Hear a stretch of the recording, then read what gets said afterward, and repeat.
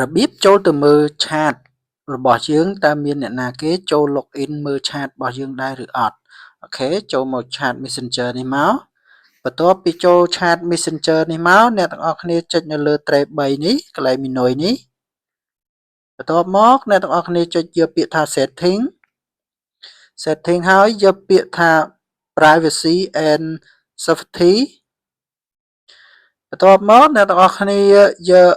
earn to earn នេះបន្ទាប់មកអ្នកទាំងអស់គ្នាយក security alert បន្ទាប់មកអ្នកទាំងអស់គ្នាយក view login នេះ